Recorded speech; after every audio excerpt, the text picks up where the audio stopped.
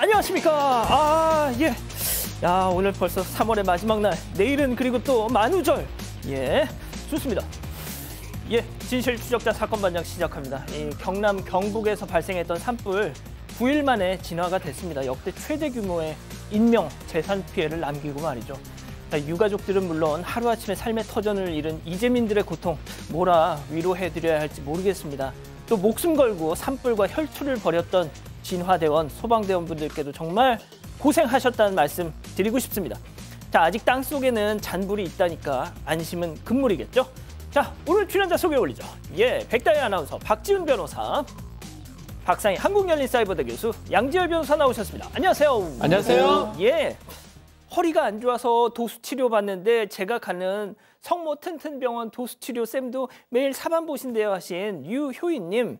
자, 양재 어린이공원 한복판에서 30분간 배드민턴 치는 사람들이 있더라고요. 저희가 이 사람들 피해서 다녀야겠습니까 하신 손윤호님. 자, 경남 김해 롯데마트 출입구인데요. 아이들이 자전거를 저렇게 저기다 던져놓고 갔어요. 어리다고 봐줘야 합니까 하신 천현진님. 자, 방과후 활동센터 동료들과 멋진 난타 공연했습니다 하신 정예은님. 자, 그리고 경북 가은초등학교 37회 졸업한 동창 황금자를 찾습니다. 금자야, 나 은순이야 하신 전은수님. 자, 청주의 김가은님, 김천의 구영모님, 문현정님, 조현종님 모두 사랑합니다. 자, 재미는 물론 의리로 함께하는 아세사바 뉴스 750. 대한민국과 전 세계 통포 가족 여러분의 시선을 모아서 출발합니다.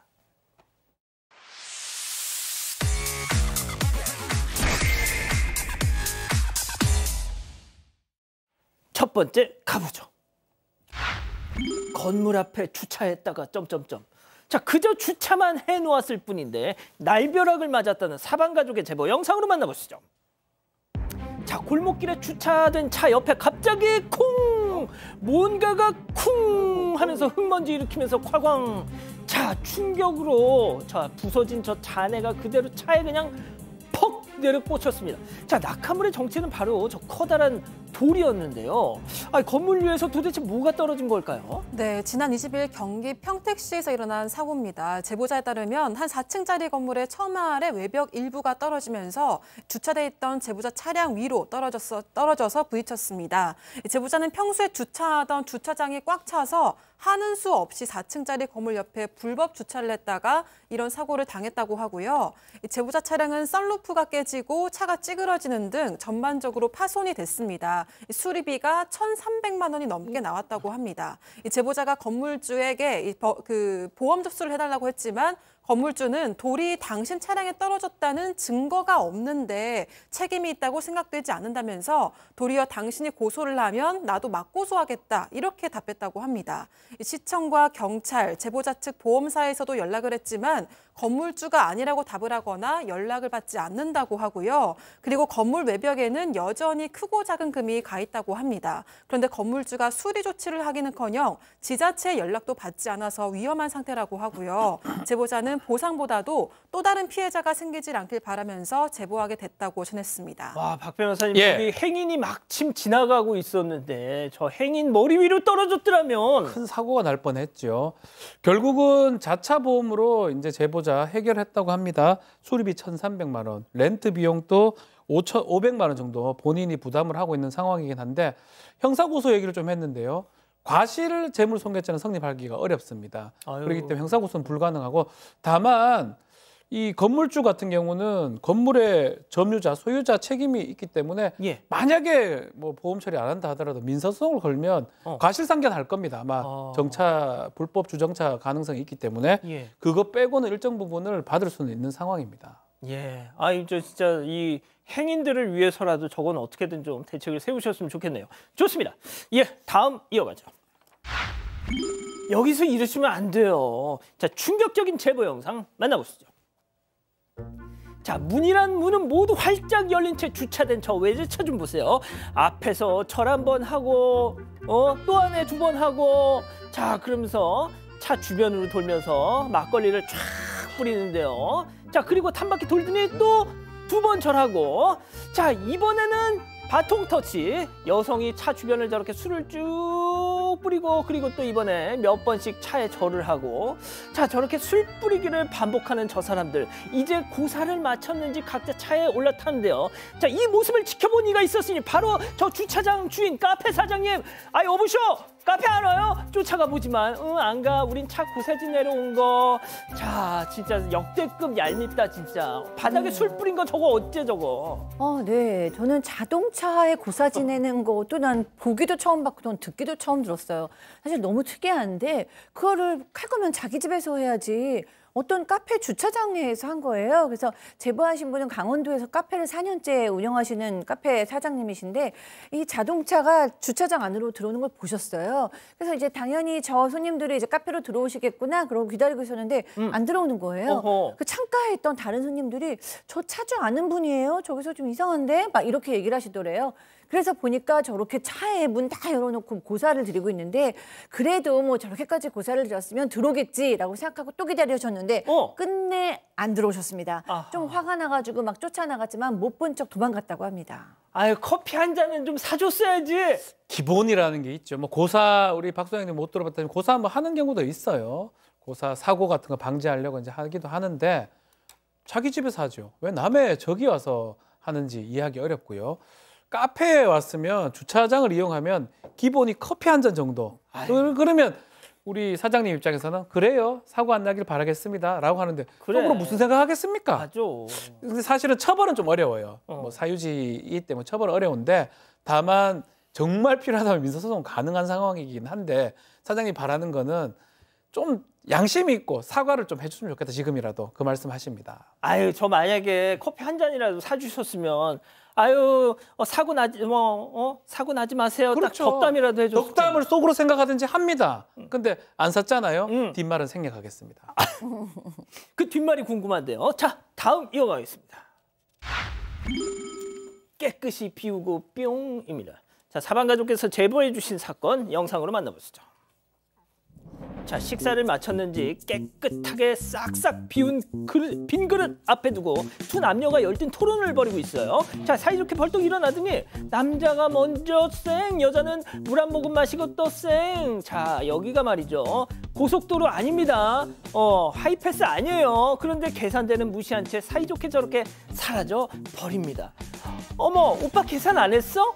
아이 난 자기가 한 줄 알았지 라고 하지 마라 진짜.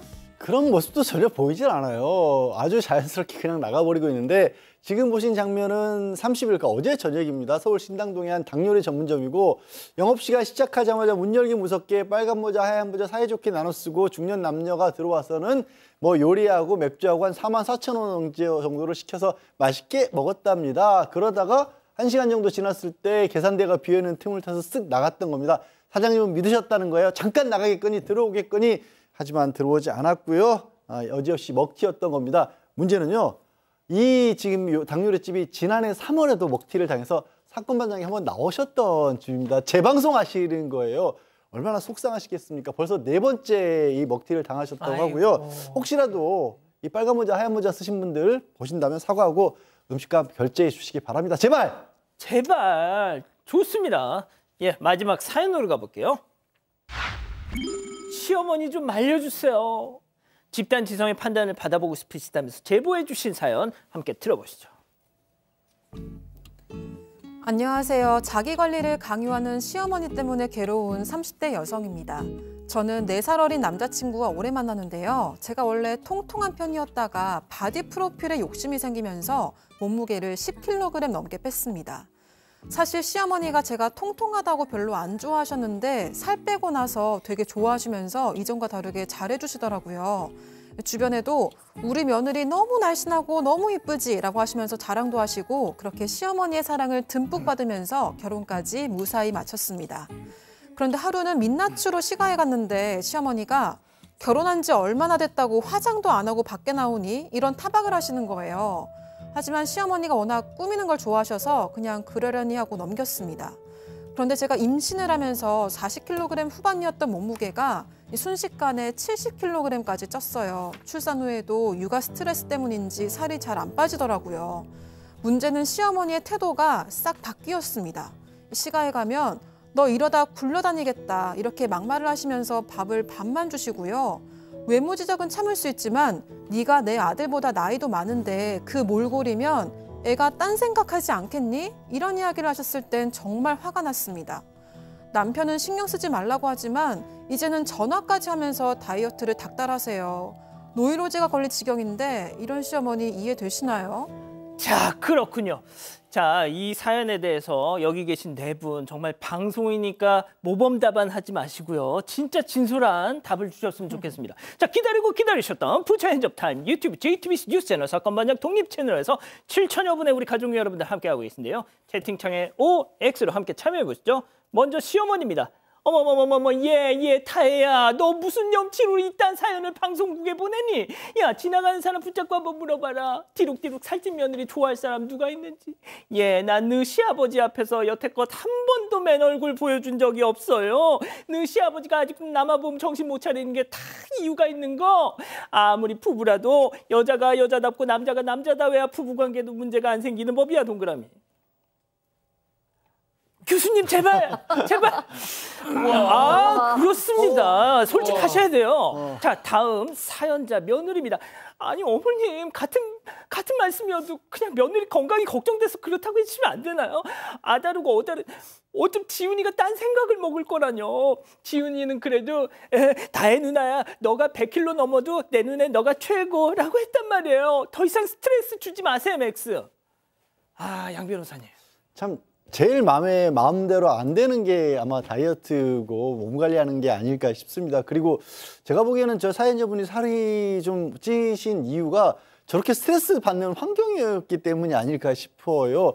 그리고 여러 가지 얘기가 있더라도 그러니까 아직도 다른 모든 걸 떠나서 그 부부관계에 개입해서 이러쿵저러쿵 말씀하신 거 절대 해서는 안 될 얘기입니다. 저거는 선을 너무 많이 넘으셨어요. 아, 박 변호사님 실망입니다. 저는 박 변호사님 솔직하실 줄 알았는데. 저는 우리 박상희 교수님이 어떻게 답변을 할지가 더 궁금한 상황에서 저도 그렇습니다. 자, 외모 지적을 한 거예요. 뭐 사실 절대로 하지 말아야 될 그 부부간의 간섭 중에 또 하나가 외모 지적이에요. 그 외모가 뭐 체중이라는 게 임신 때문에 출산 때문에 그런 일이 일어난 거거든요. 당연히 납득할 수 있고 당연히 말하면 안 되고 당연히 가만히 있어야 되는데 그걸 지적했습니다. 이것을 어떻게 이해해 줄 수 있을까요? 저는 박상희 교수님의 답변이 너무 궁금합니다. 자, 일단 박상희 교수님 말씀 듣기 전에 백다희 아나운서. 네, 저도 이 시어머니의 모든 행동과 말들이 진짜 충격적이라고 생각을 했고요. 이렇게 얘기를 하시면은 뭐 살 안 빼도 되지만 빠질 살도 다시 찔 것 같아서 좀 정신 건강을 위해서라도 그냥 차단을 하시고 그냥 좀 최대한 안 뱉는 게 좋을 것 같습니다. 어떻게 차단해요? 그 시어머니를? 네? 어떻게 차단해요? 그냥 시어머니를? 저 애기 보느라 바빠서 전화 못 받았다 죄송하다 하고 그냥 안 받고 조금 거리를 두시는 게 좋을 것 같아요. 그렇군요. 자, 박 교수님. 저한테 너무 기대를 하지 마세요. 저 정말 갈등하고 한마디 정도의 갈등하고 있었는데 앵커님이 끄시고 박 변호사님이 밀어서 이렇게 된 건데 저는 박 교수님을 응원하고 싶습니다. 그러니까요. 해보세요. 아, 네, 해보세요.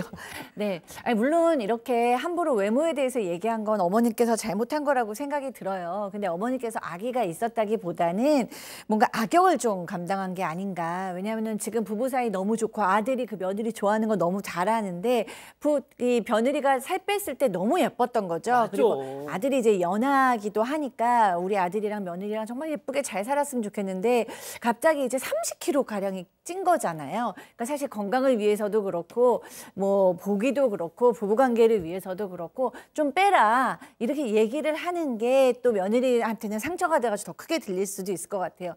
마음은 안 좋으시겠지만 그래도 그 내용은 건강을 위해서 또 외모도 예쁘면 좋고 또 부부관계가 더 좋기 위해서 좋은 얘기 하시려고 그런 게 아니었을까.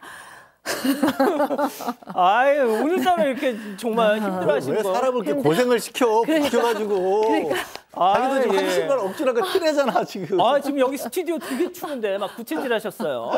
자, 우리 가족 여러분들은요? 네, 강채남님 이 사연 제가 보낸 줄 알았습니다. 저희 시어머님도 그러셨어요라고 하셨고요. 견과류님 그렇다고 딴 생각하는 사람이면 어머님이 잘못 키우신 겁니다라고 하셨습니다. 하지만 VNG님은 자기 관리는 누구나 다 해야 한다고 생각합니다라고 하셨습니다. 그렇군요.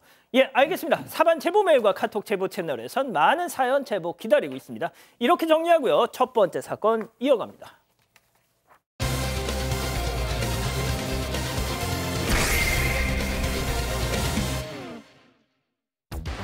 고 김세론과 미성년자일 때부터 교제했다는 의혹에 휩싸인 배우 김수현이 기자회견을 열었습니다. 소속사 측은 입장 표명 외에 질의응답은 받지 않겠다고 사전 고지했습니다. 어떤 입장을 밝혔는지 짚어보겠습니다. 이 사생활 논란이 불거진 후에 그동안 소속사를 통해서만 입장을 계속 밝혀왔던 이 배우 김수현 씨가 오늘 공식 석상에 처음으로 한 21일 만에 모습을 드러냈습니다. 이 기자회견 내용은 잠시 뒤에 저희가 구체적으로 전해 드릴 텐데, 자, 일단 저희도 이 내용을 그간 막 경마식 어떤 중계를 하듯이 계속 전해드리진 않았습니다, 일부러.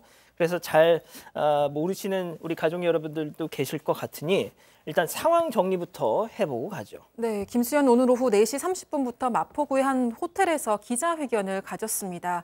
김수현의 사생활 의혹은 지난달 16일에 유족의 폭로도 제기가 되는데요. 고 김세론이 사망한 뒤 유족 측은 유튜브 채널을 통해서 고인이 미성년자 때부터 김수현과 약 6년 동안 교제를 했었다고 주장을 했습니다. 김수현 소속사 측은 부정하면서 허위 사실이라고 반발을 했는데 함께 찍은 사진 등이 공개되면서 고인이 성인이 된 2019년 여름부터 2020년 가을까지 교제했다고 밝혔습니다. 유족은 고인의 생활고에도 김수현과 소속사 골드 메달리스트가 2차례에 걸쳐서 내용 증명을 보내면서 음주운전 사고로 생긴 7억 원의 빚 변제를 종용했다고 주장하기도 했는데요. 이 소속사 측은 내용 증명을 보낸 건 변제 압박의 의도가 아니라 소속사 임원의 업무상 배임죄가 성립된 걸 우려한 조치라고 해명하기도 했습니다. 자, 오늘 오후 4시 30분이었습니다. 김수현 씨가 직접 등판을 해서 기자회견을 열었는데 일단 준비된 내용을 전하고 일문일답은 받지 않았었죠. 자, 36분간 입장을 전하면서 눈물을 쏟기도 했습니다. 자, 이 자리에 서기까지 긴 시간이 걸렸다. 한 번만 내 얘기를 들어달라. 이런 얘기를 하더군요. 자, 이 핵심 쟁점 중 하나죠. 고 김세론 씨가 미성년자 시절 때 교제를 했는지 여부. 자, 김수현 씨 뭐라고 했을까요? 일단 체크 포인트 짚어봅니다. 인정 못한다. 기자회견 모습 보시죠. 저와 고인은 눈물의 여왕이 방영되기 4년 전에 1년여 정도 교제를 했습니다. 하지만 그때 저는 교제 사실을 부인했습니다. 몇 년 전에 사귀었던 사람과의 관계를 인정한다면 무슨 일이 벌어질까? 나와 함께 연기하는 배우들, 밤을 지새우는 모든 스태프분들 어떻게 되는 걸까? 이렇게 인간 김수현과 스타 김수현의 선택이 엇갈릴 때마다 스타 김수현으로서의 선택을 해왔던 것 같습니다. 하지만 저는 고인이 미성년자이던 시절 교제를 하지 않았습니다. 자, 1년간 교제한 건 맞다. 하지만 미성년자 시절은 아니었다. 기존 입장을 다시 반복했습니다. 맞습니다. 소속사가 얘기했던 거 하고 반복해서 좀 강조를 했는데 결국 한 1년 정도 교제를 한 건 사실이지만 그 후에 이제 그 전에 미성년자 때는 만나지 않았다. 근데 그런 얘기를 합니다.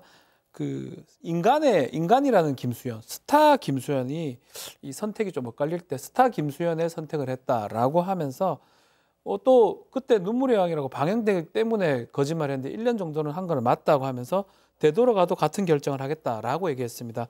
그렇지만 지금 김세론 씨 그 유족 같은 경우는 어떤 사진들을 지금 많이 보내고 있고 또 지금 2016년 김세론 지금 16세, 만 16세, 17세 때 카톡 내용을 지금 공개를 했습니다. 사진 뭐 이런 것들, 뭐 쪽이라는 표현, 나중에 실제 해줘, 보고 싶어, 잠들고 싶어, 뭐 5, 6년 됐더라, 첫사랑 등등의 여러 가지 편지라든지 카톡 내용들이 지금 공개된 상황입니다.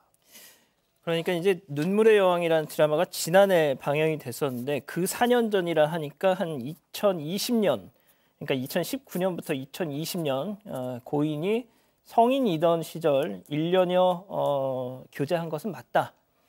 하지만 유족 측은 그렇게 미성년자 시절부터 사귀었다라고 또 반박을 하고 있죠. 자, 이렇게 양측의 입장이 팽팽하게 엇갈리는 가운데 또 다른 쟁점이 있죠. 이 고 김세론 씨의 유족에 따르면 소속사가 이 고인에게 7억 원을 갚으란 2차례의 내용 증명을 보내서 이 고인을 벼랑 끝으로 계속 이렇게 밀어 넣었다. 자, 소속사는 그거는 그냥 배임 논란에서 벗어나기 위해서 그냥 요식행위였다. 그냥 하는 액션이었다. 이렇게 또 맞서고 있습니다. 자, 김수현 씨 오늘 회견에서 어떤 입장 또 내놨는지 직접 들어보시죠. 저희 소속사가 고인의 채무를 압박했기 때문에 비극적인 선택을 했다는 것 또한 사실이 아닙니다. 내용 증명이 하나가 더 갈 거래요. 네네네. 놀라지 마시고 그냥 행정 절차상 보낼 수밖에 없는 거거든요. 제가 안 보내면은 제가 배임이라. 그럼요. 회사인데. 예, 그래서 이제 그런 부분들을 좀 세론 씨한테도 잘 설명을 해주셨으면 좋겠고. 네. 자, 양 변호사님, 뭐 고인에게 보냈던 그 내용 증명 관련해서 김수현 씨가 보신 것처럼 새로운 통화 녹취를 뭐 오늘 공개를 했네요. 그러니까 지금 대화 내용을 들으신 거는 뭐냐면 김수현 씨 측의 전 대표, 소속사의 전 대표인 거고 또 김세론 씨 측, 고 김세론 씨가 소속했던 소속사 대표끼리의 통화 내용입니다. 이거를 공개한 이유가 뭐냐면 김세론 씨가 속해 있었던 소속사 대표는 이 김수현 씨 측에서 내용 증명을 보내서 7억 원을 갚아라. 그러니까 음주운전 때문에 난 사고 비용 이런 것들을 그 소속사에서 대신 내주는데 당신이 갚아라라는 식의 내용 증명을 보냈다. 그것 때문에 심리적으로 압박을 느꼈다라고 최근에 이제 유튜브를 통해서 그걸 주장을 한 거거든요. 거기에 대한 그 반대 내지는 반박을 하기 위해서 공개를 한 겁니다. 들으신 것처럼 뭐냐면 전 소속사 대표가 우리 회사의 이 변호사가 내용 증명 하나 더 보내긴 하는데 그걸 안 보내면 회사 입장에서는 7억 원이라는 돈을 이유 없이 주고도 받으려는 노력을 안 한 거니까 배임이 된다. 그러니까 이 그 행정 절차상 보내니까 김세론 씨에게 잘 설명을 해달라라고 부탁하는 그런 내용의 그런 대화인 겁니다. 그러니까 겁먹을 필요 없다. 네, 그러니까 김세론 씨에게 겁먹지 말라고 좀 잘 설명해 달라고 하고 들으신 것처럼 내내 또 그 김세론 씨가 소속했던 소속사 대표도 그렇게 대답을 하고 있긴 합니다. 하여튼 김수현 씨 측에서는 그렇다고 해서 이게 우리가 고 김세론 씨의 마지막 소속사 대표가 지금 뭐 거짓말하고 있다 이런 걸 주장하는 건 아니고 다만 사실관계가 다르다라고 지금 이거를 좀 반박을 하고 있는 거고요. 사실 유족 측에서 끊임없이 계속해서 그 부분을 주장을 하고 있거든요. 그 김수현 씨 측에서 이 내용 증명을 보내서 채무 압박을 했고 그것 때문에 결국에는 이거를 못 견딘 나머지 이 김세론 씨가 극단적인 선택을 한 거 아니냐 이런 식의 주장을 하면서 이 내용 증명하고 변제 촉구한 거 인정하고 공식적으로 사과해 달라 이렇게 요구하고 있는 상태입니다. 자, 그리고 김수현 씨는 이 사생활 의혹에 대해서 기자회견 내내 이 억울함을 호소했습니다. 특히 이 김세론 씨 유족에 대해서 특별히 또 한 얘기가 있는데요. 그 장면도 보고 오시죠. 고인의 유족은 제가 고인을 죽음으로 몰았다고 주장하고 있습니다. 제가 하지도 않은 일을 자백하라고 강요하고 있습니다. 너는 미성년자 때부터 고인을 농락했다. 너는 돈으로 고인을 압박해서 죽게 했다. 그러니까 너는 살인자다.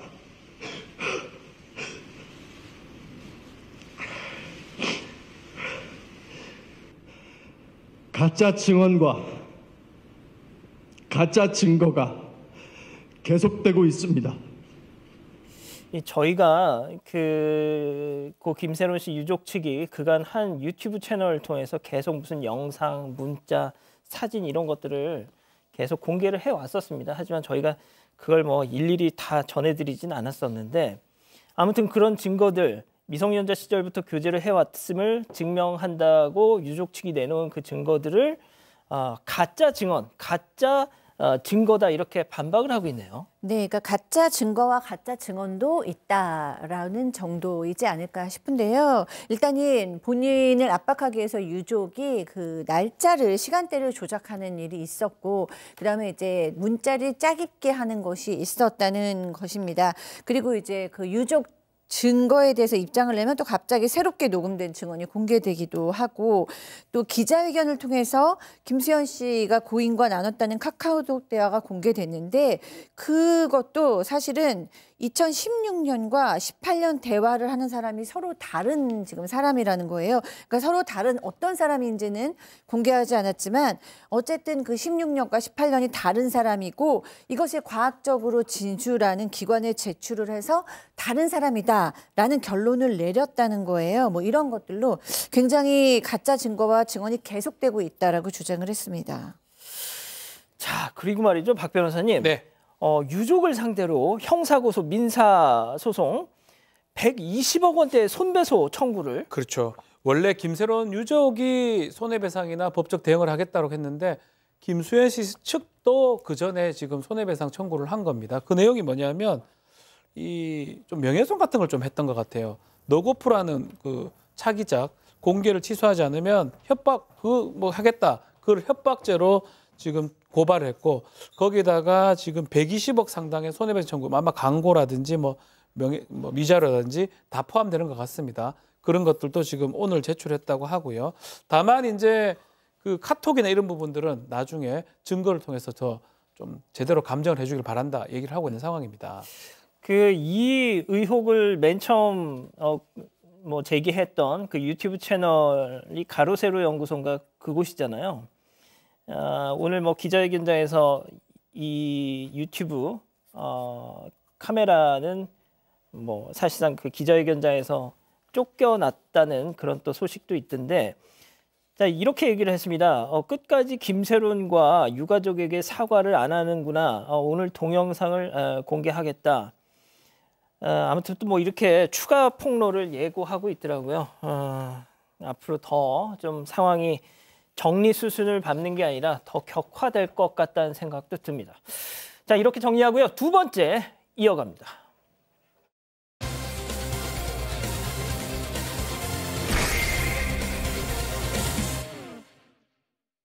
차고 다니지. 서울병원 의사 간호사가 7,000명인데 우리 기계 차고 다니지. 네. 여기 서울에 검찰총장님 차고 다니지. 뭐 난다 핀다는 사람 다 차고 다니지. 그래서 우리 기계를 무조건 임의 불문하고 3개월 내지 4개월 차면 10년 젊어집니다. 한 무리의 사람들을 앉혀놓고 열심히 설명하고 있는 한 남성. 차고 있기만 해도 10년은 젊어지는 기계를 개발했다는 개발자인데요. 대체 어떤 기계이길래 이렇게 엄청난 효과가 있는 걸까요? 야, 이게 말이죠. 의료기기 사기 사건을 저희가 준비를 했는데 이 지인을 따라서 강남의 한 사무실에 갔다가 수백만 원짜리 의료기기를 샀는데 그 효과가 의심스럽다. 네. 이런 제보인데 여기까지만 딱 들어도 뭐 우리 다들 아시는 이거 한번 잡숴봐 뭐 담장을 넘어가 약간 느낌 납니다. 네, 그렇습니다. 제보자는 70대 남성이고요. 얼마 전에 지인을 따라서 강남에 있는 한 사무실에 갔다고 합니다. 이 사무실에는 60대에서 70대 어르신들이 10명 정도 모여 있었다고 하고요. 그곳에 산 남성이 의료기기를 만든 개발자를 소개했대요. 이 박사는 수십 년 동안 연구를 해서 양자 파동 치유기를 만들었는데 이걸 1억 3,500만 원의 병원에 납품도 했고 전 세계에서 최초로 이 기술을 만들었다. 이렇게 소개를 했습니다. 그리고 이 기계를 몸에 차고만 있어도 10년은 젊어질 수 있고 아픈 것도 치유된다. 이렇게 설명을 했는데요. 또 각 사람들에게 맞춤형 정보를 기계에 심어주기 때문에 내가 쓰던 걸 남에게 주면 안 되고 꼭 본인이 본인의 기계를 사용해야 한다 이렇게 설명하기도 했습니다. 제보자는 평소 치매 증상이 있어서 이 치매 증상도 호전될 수 있다는 말을 듣고 120만 원을 주고 이 기계를 샀다고 합니다. 자, 120만 원 차고만 있어도 10년은 젊어진다는 도대체 무슨 원리로 이게 가능할 건지 직접 한번 들어보시죠. 그래서 양자, 약자기장, 측정이 거의 불가능할 정도 되는 약한 자기장을 우리 몸에다 흘려가지고 셰프한테 알려준 거만큼 바꿔요. 이게 좋다 이거 먹어보고 저게 좋다 해서 저거 먹고 얼굴이 막 쎄하고 심장은 다 망가져가지고 제가 엄청나게 안 좋았습니다. 약 다 끊고요. 그 기계를 꾸준하게 한 3개월 찼더니 사람들이 얼굴 달라졌다? 그 정도로 저희 기계가 나도 모르게 내가 개발했지만 개발은 내가 놀래게 그래 좋아지고요. 3, 4개월 차면은 거의 정상 생활하는 데까지 가요. 유일하게 이거 말고는 없습니다. 박 변호사님, 일단 양자 들어가면은 의심해야 됩니다. 양자도 들어가지만 자기장 또 나옵니다. 자기장이 세포한테 명령을 내린다고 해요. 그래서 치료를 한다. 젊어져 이렇게. 네, 젊어져. 정상화. 딱 하면 정상화 된다. 이런 얘기를 하고 있고 본인 얘기를 합니다. 원래 전립선암 2기였는데 3년간 이렇게 몸에 차고 다니니까 완전 치료가 됐다라는 주장도 있고요. 원래 숨도 좀 헐떡거렸는데 그 이후에 국제대회 가서 3등, 마라톤 대회 가서 3등도 했다. 그 정도로 효과가 있다라고 얘기를 하고 있습니다. 이후 불문하고 한 서너 달 차고 다니면 10년은 젊어질 수 있고요. 또 한국에 치매 환자가 많은데 이 기계를 착용하게 되면 치매도 날 수도 있고 하루 20시간씩 차면 한 달이면 50% 좋아지고요. 2달이면 60%, 3달이면 70%, 그럼 4달이면 80%인가요? 하여튼 본인 말로는 3달까지는 70% 좋아진다고 얘기를 하고 있습니다. 자, 제보자는 뭐 다른 건 다 차치하고 치매 효과가 있다는 말에 거액을 주고 그 120만 원 주고 이걸 사오셨대요. 자, 집에 돌아와서 이 기계를 켰더니 이런 소리가 들렸다는 겁니다. 체크포인트 짚어보죠. 새소리, 물소리 직접 들어보시죠. 처음에 얘기해줄 때는 이제 특이한 전자 기파를 통해서 치유해준다고 해줬었는데 실제로 틀어보니까 그냥 새소리나 물소리만 나오고 있으니까 좀 당황했습니다.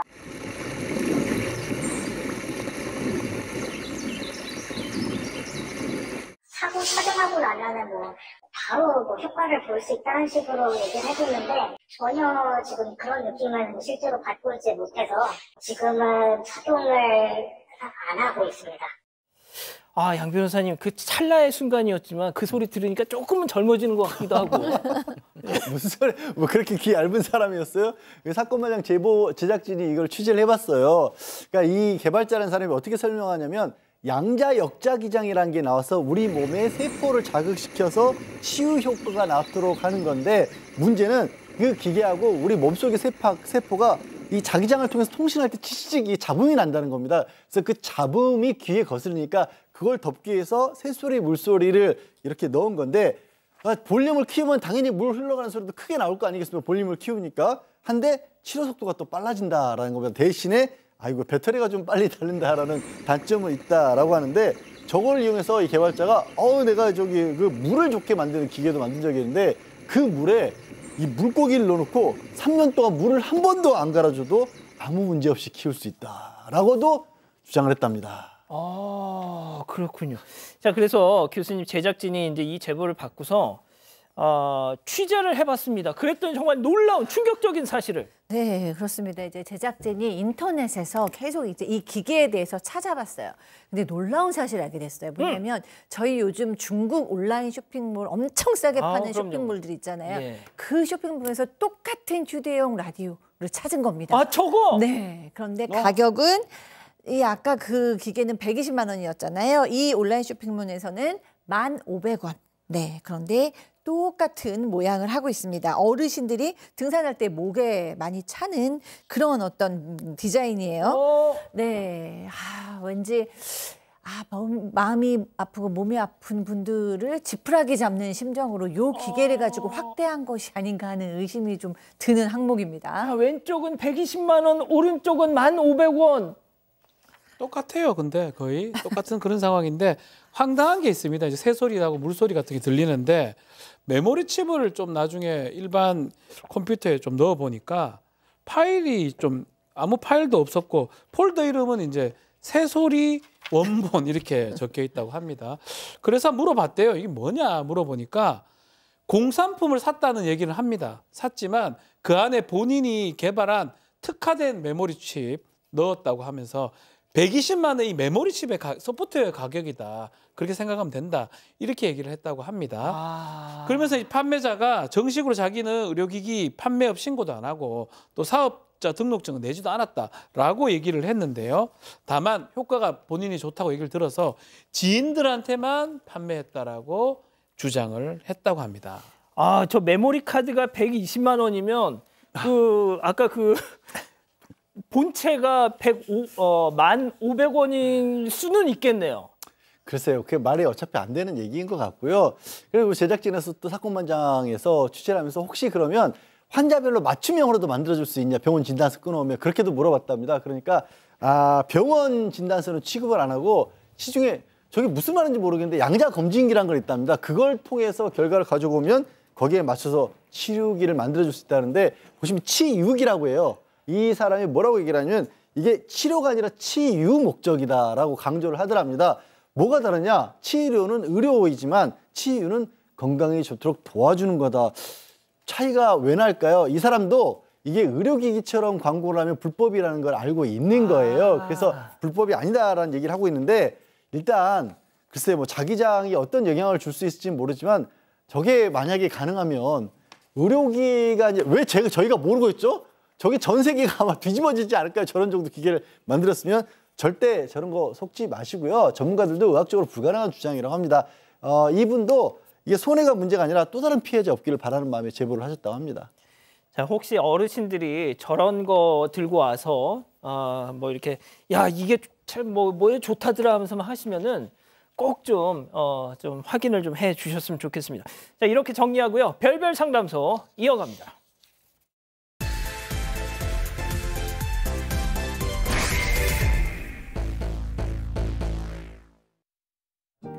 건장한 체격의 한 남성이 설거지에 푹 빠져 있습니다. 그 모습을 바라보는 한 여성.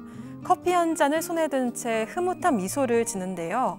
하지만 어느 날 여성이 쓰레기통을 정리하다가 낯선 종이 한 장을 발견합니다. 그리고 그 한 장의 종이가 그동안의 행복을 단숨에 무너뜨리는데요. 과연 이 가족에겐 무슨 일이 있었던 걸까요? 자, 완벽한 줄만 알았던 남편의 두 얼굴을 목격했다는 제보인데요. 그 깜짝같이 속인 시간이 무려 15년. 예.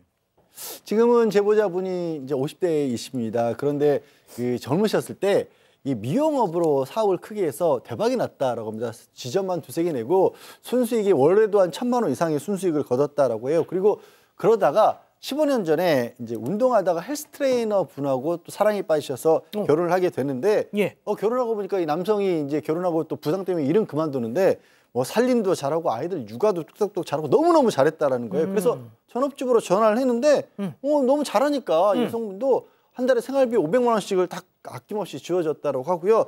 결혼 10년 차 됐을 때는 남성 이름으로 작은 아파트까지 선물해 줬다고 합니다. 1등 남편이니까 이게 뭐 아까워 이랬던 거죠. 야, 1등 남편, 전업주부. 자, 최근 그런데 여성이 사업을 정리하면서 남편의 진짜 얼굴이 드러났다. 네, 코로나로 사업이 정리되면서 여성은 재충전 시간을 갖기로 했습니다. 그런데 어느 날 집에서 쓰레기통을 치우다가 우편물 한 통을 발견을 했는데 충격적인 내용이 담겨 있었습니다. 남편이 아내 몰래 자신이 선물 받았던 아파트에 무려 2억 5천만 원짜리 담보대출을 받았는데요. 게다가 원금이 연체가 돼서 독촉장까지 날아왔던 거였습니다. 여성이 다그치니까 남편은 사실 아버지가 빚 보증을 잘못 써는 바람에 집이 날아갈까 봐 급하게 대출을 받았다 이렇게 털어놨다고 합니다. 여성이 바로 시아버지한테 전화를 해서 확인을 했는데요. 시아버지는 긴 한숨을 쉬면서 미안하다, 내 잘못이다 이러시면서 순순히 인정을 했다고 합니다. 박 변호사님, 제발 한 번의 실수였다고 해주세요. 아닙니다. 뭔가 여자들 촉이 있잖아요. 이상하다 생각이 들어서 남편 잘 때 몰래 휴대전화를 잠깐 봤어요. 아니나 다를까 시어머니하고 남편이 전화통화를 했던 내용이 녹음이 돼 있던 걸 확인합니다. 그 녹음을 들어봅니다. 녹음이 좀 충격적입니다. 예. 시어머니가 얘기합니다. 아이고 야야 간 졸려가 죽을 뻔했네. 그 거짓말한 거 잘 넘어갔지? 호란망클 같은 게 돈 때문에 아주 그 지 남편 잡아먹네 묵어! 라는 목소리가 들립니다. 어허. 시어머니입니다, 이 목소리. 예. 그래서 원래 사실 명품 이럴 때 모피 이럴 때는 최고다 이렇게 며느리 최고다 하더만 뒤에 가서는 이게 시아 식구들이 며느리 욕을 하고 있다는 걸 알게 됐습니다. 근데 이제 욕하는 내용도 대부분 그런 거예요. 뭘 사달라 해놓고 째째하다, 유세 부린다 이런 류였다고 하고 이 시가족들의 어떤 배신, 큰 충격을 받았다고 합니다. 아, 교수님 여기서 이게 끝이라고 해주세요. 네, 그런데 절대 끝이 아니에요. 이 친정 아버지의 또 땅에도 손을 댄 겁니다. 예전에 어느 날 내가 친정 아버지, 그러니까 장인어른이죠. 장인어른하고 사업을 한번 해보고 싶어. 뭐 이렇게 얘기를 해서 막 졸랐어요. 부인을 졸라서 뭐 부인이 사랑하는 남편이 친정 아버지, 자기 친정 아버지와 사업하고 싶으니까 막 생각하다가 결국 땅을 사줬습니다. 그래서 이제 거기다가 이제 뭐 작은 사업을 하면서 이렇게 있었는데 나중에 보니까 그 땅에도 2억 원의 대출이 있었던 거예요. 그런데 문제는 이 친정 아버지가 땅을 산 이후에 뇌출혈로 쓰러지셔서 인지 장애가 생겼고 그래서 지금 요양병원에 있다는 거예요. 그런데 그 아픈 친정 아버지를 꼬드겨 가지고 데리고 나와서 대출을 받은 거예요. 그러니까 그것도 너무 화가 나잖아요. 그래서 이제 그렇게 그것도 거짓말인 거 안다. 시아버지가 뭐 썼다는 것도 다 거짓말인 거 안다. 진실을 얘기해라. 라고 얘기했더니 머뭇머뭇거리면서 뭐라고 얘기하냐면 이러는 거예요. 사실은 나 5년 전부터 인터넷 도박에 빠졌어. 아이고야. 그리고 그 돈 메꿔보려고 다시 코인을 했는데 그것도 다 망해버렸어. 라고 고백을 하더라는 겁니다. 세상에 친정아버지랑 공동명의로 땅을 딱 사줬더니 그 뇌출혈로 쓰러진 친정 아버지를 꼬드겨가지고 세상에 이렇게 또 추가 대출. 근데 알고 봤더니 인터넷 도박에 코인 투자까지. 자, 15년을 믿고 전업주부로 살아왔던 남편이 이렇게 뒤통수를 쳤습니다. 자, 실제 제보자 목소리 들어보시죠. 자기 아버지가 부동산을 하고 있는데 갑자기 돈이 필요하다. 그러니까 좀 빌려주면 며칠 내로 갚겠다. 뭐 이런 식으로. 근데 그게 저희 이제 가족들한테는 큰 금액을 그렇게 했지만 이 사람 지금 주변 친구들한테 다 그렇게 하고 그래서 이제는 더 이상 돈 상관은 빌릴 데도 없을걸요. 저하고 이혼을 하고 난 다음에도 친구들한테 돌아가면서 뭐 100만 원씩 50만 원씩 이렇게 빌려서 돈을 돌렸는데 지금 양육비를 안 주고 있거든요. 아유, 어떻게 살아. 그러게 말입니다. 이래서 여성분은 이혼을 결심을 하고 조심스럽게 이제 아이들 의견부터 먼저 구하려고 했답니다.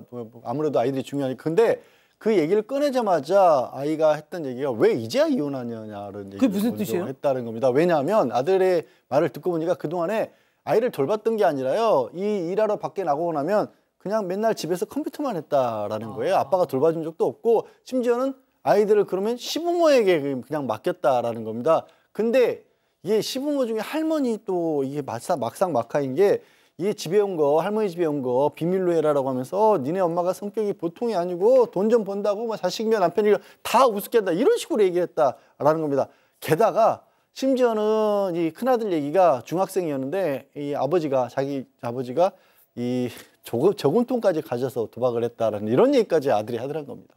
자, 그런데 이혼은 하신 것 같단 말이에요. 네, 이 남편이 아내 앞으로 돈 문제를 하도 많이 쳐서 그런데 변호사 비용도 지금 부담이 된 상황이었다고 합니다. 그런데 이때 한 지인이 사행성 채무는 배우자가 안 갚아도 된다 이런 얘기를 해준 거예요. 그래서 여성은 뭐 줄 것도 받을 것도 없다는 생각에 합의 이혼을 선택을 했습니다. 그런데 알고 보니까 사행성 채무라도 배우자에게 법적 책임이 따를 수 있다는 걸 알게 됐다고 하고요. 그제서야 이 여성은 내가 너무 이혼을 쉽게 했구나 이런 후회를 했다고 합니다. 아이고, 후회하시는구나. 자, 그럼 여기서 오늘의 궁금증 짚어보죠. 자, 위험한 취미로 큰 빚진 남편과 이혼. 지금이라도 위자료 좀 청구할 수 있을까요, 양 변호사님? 글쎄요, 위자료 지금 완전히 합의 이혼을 했기 때문에 그런 부분에서 합의를 하면서 아마 그런 거를 포기하는 아마 조항을 넣지 않았을까 생각이 되고요. 이분이 이제 변호사하고 상담을 하신 건지 아니면 그냥 지인분 말씀만 듣고 그렇게 행동을 하신 건지 모르겠는데 사행성 채무라면은 부담을 안 지는 게 맞는데 실제로 사행성 채무인지 아닌지 알 수 없는 경우도 많잖아요. 그래서 그 내용을 다 이 법적인 조언을 구해서 그렇게 행동을 하셨어야 될 것 같은데 아마도 이제 그 당시에도 이미 법적으로 문제가 돼서 뭐 어떤 변호사를 통해서 해결하다 이런 것들도 좀 비용이 많이 들어가다 보니까 또 그리고 너무 힘들면 그런 경우도 있어요. 그 앞뒤 따지지 않고 저 인간하고 헤어지기만 했으면 좋겠다라고 하면서 또 합의 이혼을 덜컥 하시는 경우도 있거든요. 혹시 그것 때문에 부담 가는 부분도 있을 수 있고 또 들어보니까 양육비도 지급 안 하고 있는 것 같거든요. 지금이라도 다시 이제 법적으로 아마 상담을 해보시는 게 여기서 제가 이렇다 저렇다 단순하게 말씀드릴 수 있는 사항은 아닌 것 같아요. 근데 위자료의 문제는 아닌 것 같습니다. 네, 맞습니다. 좀 전문가 조언도 필요할 것 같고요. 특히 지금 친정아버지 그 인감 가져가니 했던 부분, 그 부분은 위조 내지 이런 범죄가 될 가능성도 있거든요. 그 부분도 꼼꼼하게 좀 따져봐서 사실은 뭐 처벌받게 하려면 고소 고발도 해야 되니까요. 그 부분도 전문가의 도움을 좀 얻으셔야 될 것 같습니다. 자, 교수님. 네. 이거 참 어떻게 좀 조언을 해 주실까요? 네. 정말 같은 여자로서 많이 속상하실 것 같아요. 전적으로 사랑하고 전적으로 신뢰하셨다는 거죠. 남편이 전업주부를 할 때 이렇게 1등 신랑감이라고 하면서 네. 전적으로 헌신하고 지지해주고 응원해주기 쉽지 않은데 진짜 본인이 나가서 일해서 다 돈 벌어가지고 남편하고 시댁에 바쳤는데 이렇게 모두에게서 배신당해서 그 마음이 너무 상처가 크실 것 같습니다. 지금이라도 변호사님들 얘기하신 것처럼 전문가랑 상담 받으셔서 지금이라도 위로받을 수 있는 것들이 좀 생겼으면 좋겠다는 생각을 해봅니다. 세상에 아이들이 엄마 이혼하자는 얘기를 왜 지금 해라니. 네, 그 정도니까 가족분들도 많이 화가 나셨는데요. 크롱크롱님, 지인 말 듣지 말고 법은 변호사와 상의하세요라고 하셨습니다. 전혜원님도 사연자분 위자료 꼭 받으세요라고 하셨습니다. 좋습니다. 별별 상담소 이렇게 정리하고요. 글로벌 픽 이어갑니다.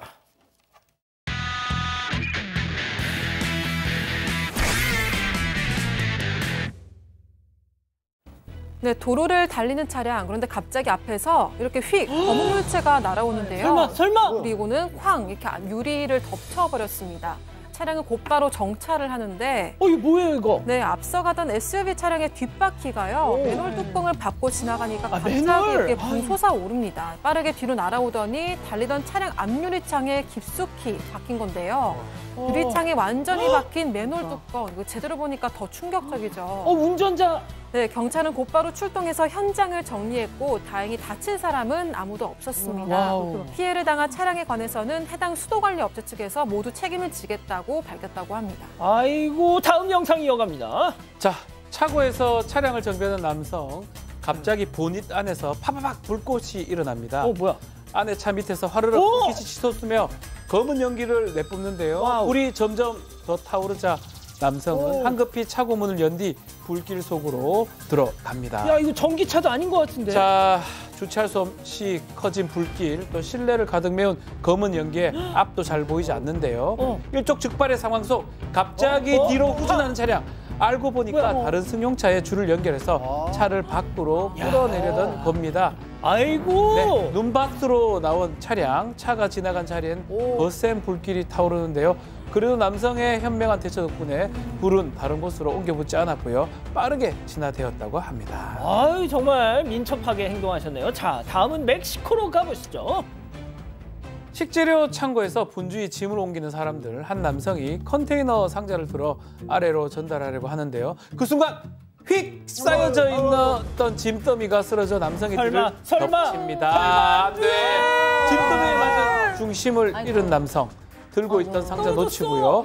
급하게 모서리를 잡아보지만 미끄러지며 우당탕탕 그대로 추락하고 맙니다. 함께 떨어진 짐들도 바닥에서 나뒹구는데요. 아유, 많이 다쳤을 것 같아. 놀란 사람들은 급히 모여 쓰러진 남성의 상태를 살펴보지만 남성은 쉽게 일어나지 못합니다. 부디 크게 다친 게 아니어야 할 텐데요. 모쪼록 안전이 최우선이라는 점. 다음부터 높은 곳에 올라갈 때 안전장치를 더욱 신경 써야겠습니다. 자, 마지막 픽 동물 영상 보시죠. 네, 아무도 없는 거실에서 슬쩍 천천히 고개를 내미는 고양이 한 마리가 있습니다. 넌 누구냐는 호기심 가득한 눈빛으로 카메라 렌즈를 뚫어져라 쳐다보고 있는데요. 무서워. 네, 카메라와 아이 컨택하던 고양이 슬금슬금 옆으로 이동하는 순간 휙 이렇게 고양이를 따라오는 카메라에 눈이 이렇게 휘둥그레지고 있습니다. 고양이는 놀란 나머지 몸을 웅크려서 카메라를 빤히 쳐다보고 있죠. 무서워. 네, 잠시 멈칫한 고양이가 다시 슬금슬금 움직이려고 하니까 역시나 카메라도 같이 이렇게 휙 움직입니다. 한 발짝 두 발짝 이동하던 고양이 더 이상 갈 곳이 없으니까 앞발을 떼고 내려와서 사라지는데요.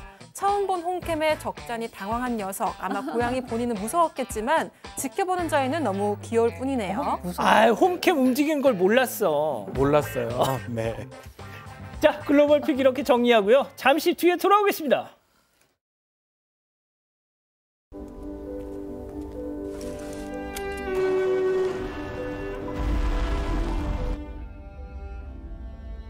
거침없지만 한없이 부드러운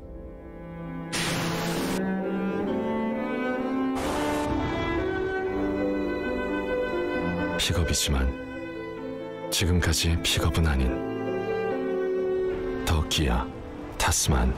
Kia, movement that inspires. 여드름 흉터. 여드름 흉터 더 짙어지기 전에 빠를수록 바를수록 약으로 노스카나로 3중 복합 성분이 흉터를 깨끗하게. 빠를수록 바를수록 노스카나. 온타리오는 미래 전기차를 만들기 위한 조건을 모두 갖추고 있습니다.